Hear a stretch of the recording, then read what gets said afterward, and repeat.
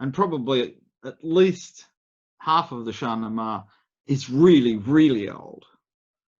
I mean, based on the Quaderni stories and all this kind of stuff are based on an Eastern Iranian tradition. So when you're looking at the depth of that, plus you've got King Dara, who is a historical figure from the time of, well, I'm assuming they're talking about the last Darius, the time of Alexander the Great, which is more than 1300 years before the present version was written.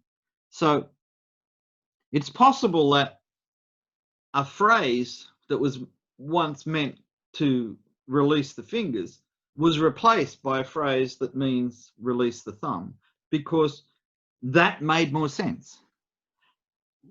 Probably only worked if it fitted in the scansion of the poem. And that happens, words change, but it's so very difficult. I mean, I'm sure if linguists sat down, they could say, right, this phrase is showing an older form of Persian, and this phrase seems to be more contemporary with, say, Rudaki or somebody like that Ferdowsi would have had contact with. I mean, poetry is such a rich and complex thing. But my feeling is, if thumb rings were introduced into Iran first in the eastern part, in Khorasani, and if a lot of the Shahnameh stories were current as epic poetry in the households of the great landlords in the east and things like that, then I think there's a good possibility that they would start to take up contemporary matters, because they speak about stirrups. Yes, they do.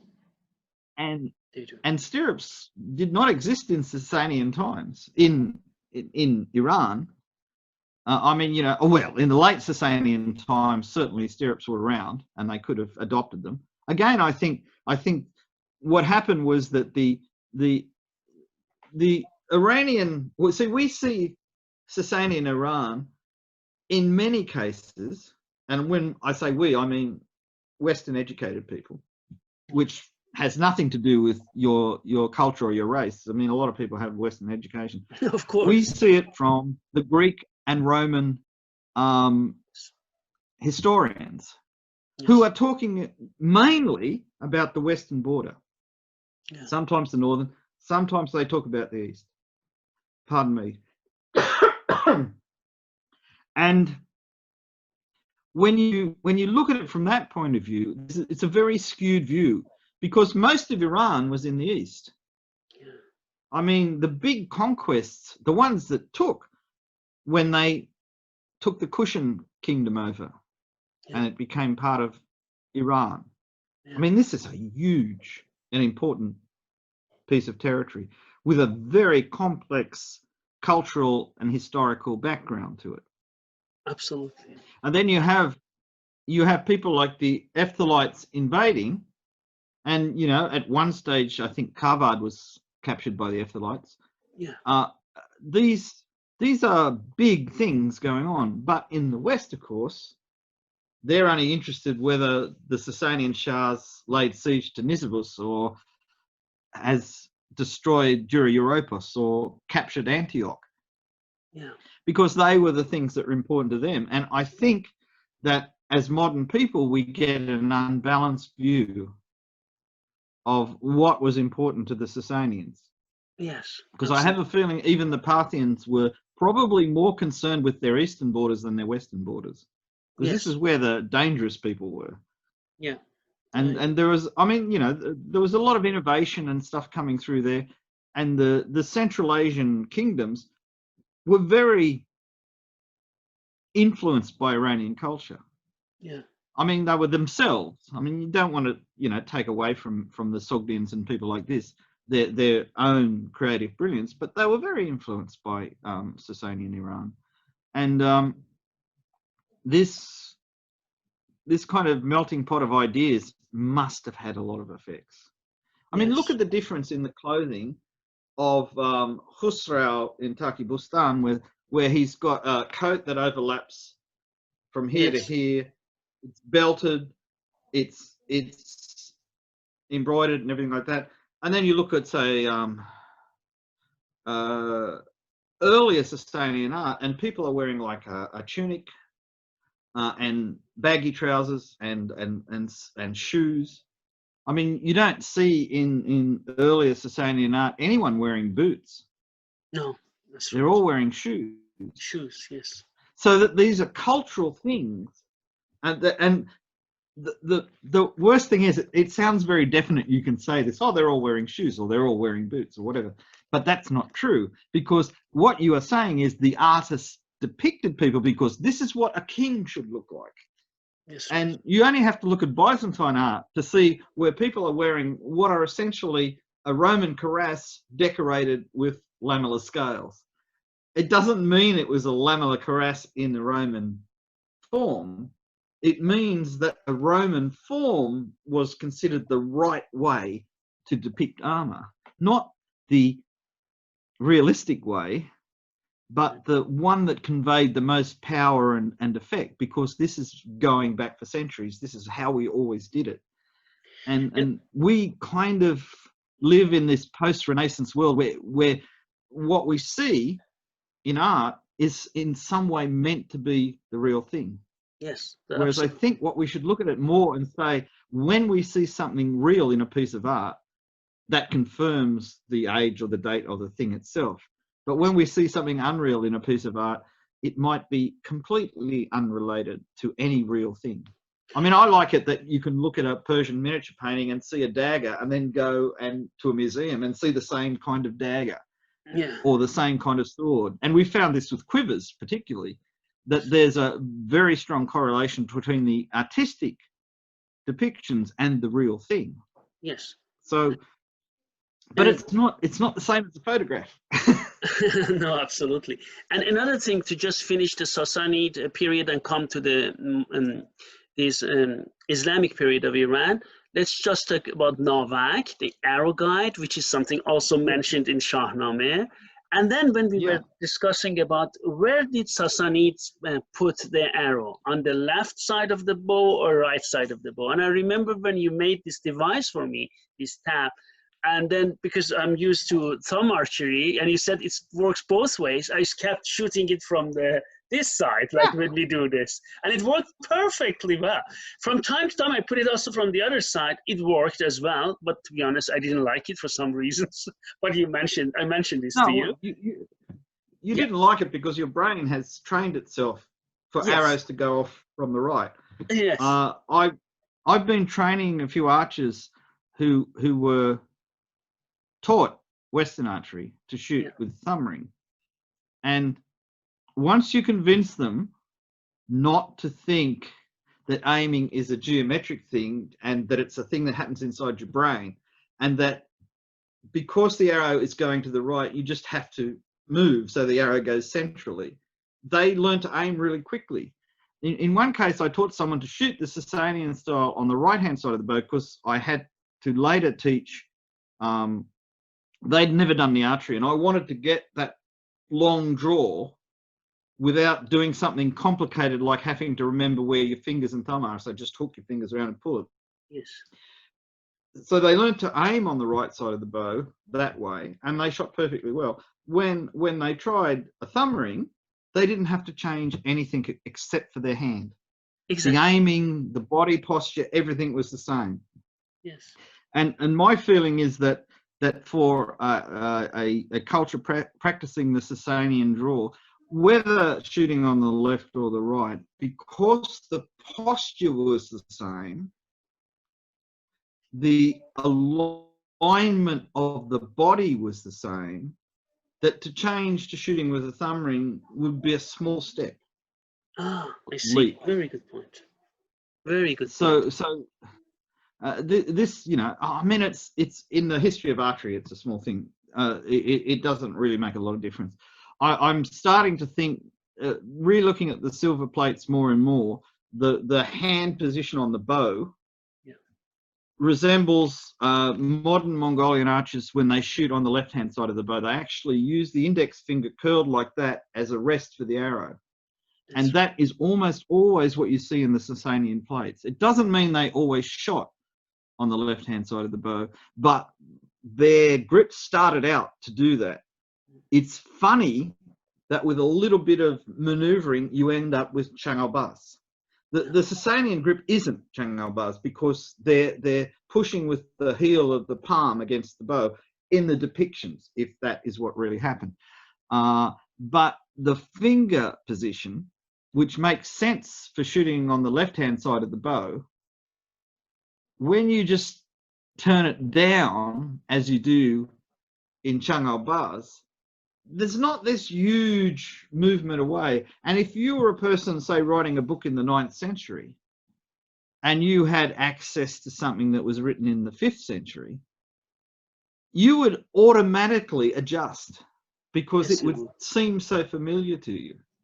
Yes, absolutely. And this is why this is the great unreliability of some of the things. Like I was reading, when I first read Arab archery, I believed the introduction where they said it was a manuscript dated 1500, which the one they translated was, but it was missing its front pages. When I, by accident, found Asraf's work on Furusiya literature, he actually had found another copy of it with the front page on it, with the author's name and the original date, which was 220 years earlier. And then he pointed out that that was clearly, there's a lot of stuff out of Atabari in that. And then there was stuff that you could trace back hundreds of years earlier. And things in that made sense then, because they were talking about certain ways of stringing a bow by pushing your hand along the limb, which you can't do with a bow with recurved tips. Because if you tried to do it with a Turkish bow, your hand just sticks. It won't go up around the curve. Unfortunately, I'm gesturing here and it's completely off camera. I can see that. Yes. So it's then you suddenly realize that what you're looking at in that book is a snapshot of something several hundred years earlier. Yes. And there are probably all kinds of little bits and pieces like that that we find in these books. What I really found, and I sent it to you, do you remember that there was in Tibetan archery, Tibetan archery, all those statues, some of them, they were using the same as Sassanid draw. Do you remember? It was very fascinating to watch that. It's interesting because to go back even further, there is a painting of someone on horseback from the 5th or 6th century with a Sasanian draw in the Mogao caves, the Dunhuang in northwestern China, showing that it was not a Chinese person in the painting, showing that was known. But Tibet has this cultural ability to preserve things in other places. And when I see, you could say that they just turned this into that, putting a curse on the enemy or something like that. But it's very tempting to believe this is a very long survival, because there were old books in Tibetan monasteries that maybe somebody's gone back and there's an illustration from several hundred years earlier, and they have said, oh, this is the right way to show a spirit guarding us from evil or something like that. And it might be something really interesting when you see Tibetan art. It's just such a rich thing. Yes. Technically, the metalwork and everything like that.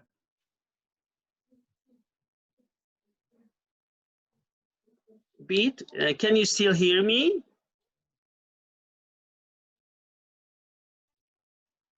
Yeah. Can you still hear me? Yes. I am I lost your voice for for a moment. Your face froze. Yes. And then you started moving again. Sometimes. Okay, Bede, may I just make a suggestion? Yeah, it's back. Oh, it's back now. Okay, let's go back to our. Okay, this was about this ancient, pre-Islamic period or the ancient Iran. Now coming back to our manuscripts. Can you tell us about these manuscripts a bit? What you found fascinating, and we have worked on quite many. Some of them published in Persian Archery and Swordsmanship book. Many of them in academic articles in academic journals. Could you just tell us how you felt when you worked on these different manuscripts? There were quite few we worked on. Yeah, well, I think that the ones that were the most fascinating were the Safavid ones, because these were contemporary and sometimes earlier than Turkish archery manuscripts, and the sections on flight shooting, because I do flight shooting as a sport sometimes, were fascinating because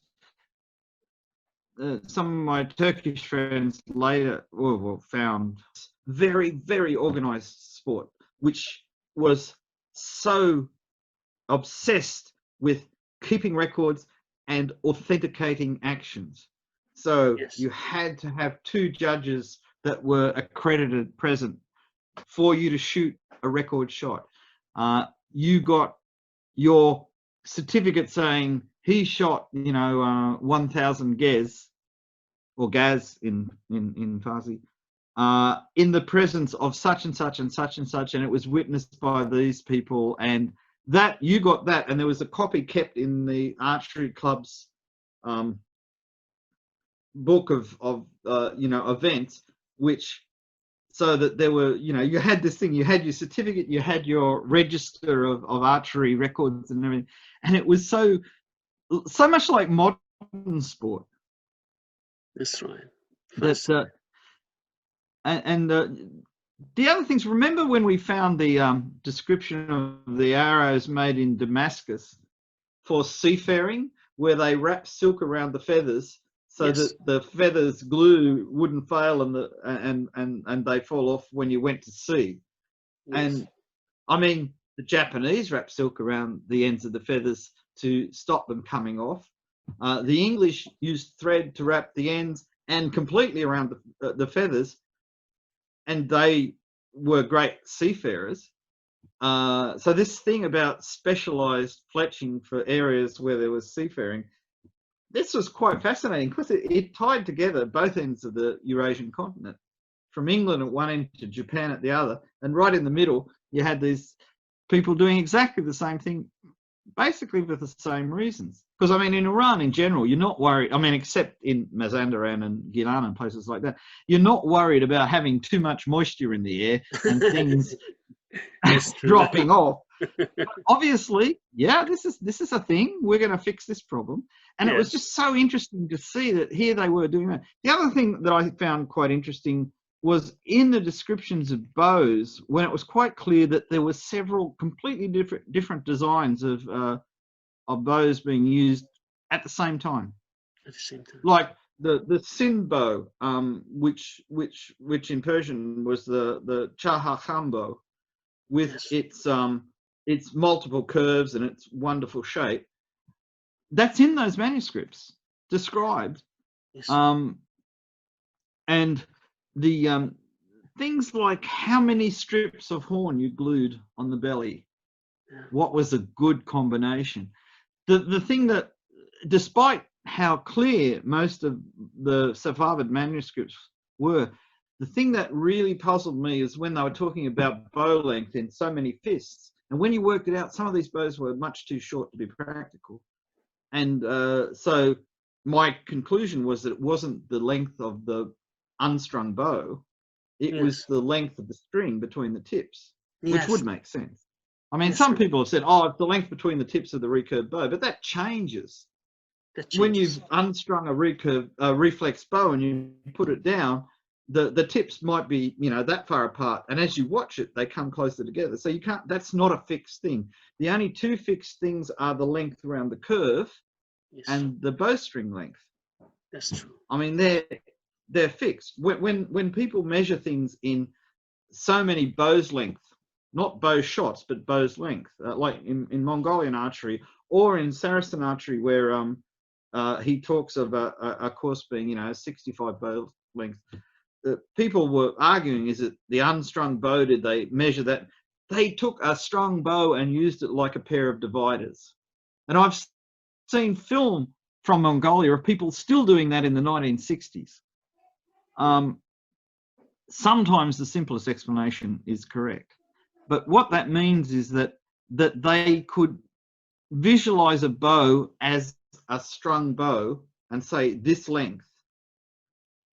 Whereas we've become possibly a little bit too picky in the way we look at it, and we want it to be, oh, is it the physical length of the bow or whatever? I think in particularly 15th, 16th, 17th centuries, the bow making craft was so highly developed that probably there were standardized sizes for bows. Like if you look at the bows in Turkey, there's quite clearly a fairly standardized dimension set for a particular type of bow. And I think Iran was no different. I think what we're looking at is people who knew, they didn't have to explain it to each other when they wrote their manuals. Yeah. That a bow of a certain length, you know, that it's not going to be, oh, it's the string is that long and the bow is shaped like that. The bow is always going to be shaped within the format of what they considered to be a normal bow. Remember when you published Arms and Armor in Iran, you had those photographs of Safavid bows. Yes. Now, when you look at those bows, there's quite clearly a common design for that group of bows. Yes. They're war bows, clearly. They were dated and signed and everything, as you would expect high quality bows to be. Yes. But they conform to not a pattern, but a general design that you adjusted depending on, you know, what your resources were and who you were making it for. And obviously, if the Shah was a very tall man and you were making a bow for him, then you made a bow that had a good long draw. So that there was I mean, we think in industrialization where everything is done, you know, like one person makes this part and the next person makes this part and the next person makes that part. From what I can see of bow making in Iran and Turkey and even as far afield as the bow maker made his standard bow, he may or may not have put decoration on it. In Iran and Turkey, the bow would be sent to a painter to do the decoration because that was a specialized skill. This, you know, I've seen bows from China where they've had a transparent buffalo horn belly, and under the belly on the core there were paintings that you could see through the belly. So there was a lot of, I mean, if you were wealthy enough, there was a lot of artistic work done on bows, but you can make a perfectly good horn and sinew composite bow very simply. So it's interesting to think how much work went into these, how expensive they were in terms of, you know, I mean, we think in reverse. In the old days, man hours were cheap and materials were expensive. Now materials are cheap and man hours are expensive. So we kind of have a skewed view of how, you know, what was the expensive part. If you lived in a place where there are a lot of animals with horns and sinew, then probably the materials for composite bows weren't as expensive as they say were where you had to go and find these things and buy them. Yes. I mean, if you were in an area where cattle were sold, in market for meat and things like that. Well, horns and sinews and leather are other things that you would take off them. I mean, we throw stuff away because we do things on such a huge scale. But if the town has a market and they have a little abattoir or something, they're not going to throw the horns away or throw away the leather. They're going to on-sell that to somebody whose craft was to use those things. Yes. So I'm not saying that bows were not expensive, but I'm saying that they weren't as far away as they would appear to you now. Absolutely. I mean, if you get a horn and sinew bow today, it costs as much as a second-hand car. Yes, that's right. Absolutely. I have a suggestion, Bede, because our discussion is very interesting. My suggestion is for our viewers that I'm going, if you have time, to contact you in future again. So we are going to talk about each manuscript, like a shorter period of time. We will introduce the manuscript, and then we will have different interviews based on these 7-8 manuscripts we have translated so far and published. I think this will be much more goal-oriented, and then also, of course, videos which, for example, we can say, for this manuscript, that manuscript, that manuscript. So we are going to have different interviews and discussions for our viewers. What do you think? I think that's a good idea, because for the people who can't find the manuscripts or who find them difficult to follow, yes, because we tried to keep close to how the original person wrote them. And we didn't turn them into beautiful prose, because that would have lost the feeling of how they were written. So I think we probably, if we took a manuscript at a time, we could explain them much more clearly. Yes, absolutely. Okay then, Bede, I'm going to just stop here, and then in future I'm going to contact you again. I make a suggestion to you which manuscript we are going to talk about, and then we are going to go one by one. Okay? Okay. Thank you very much for being here, for our viewers, for everyone here, and hope to see you soon, Bede. Thank you again. Thanks a lot, Manouchehr. Thank you. Goodbye.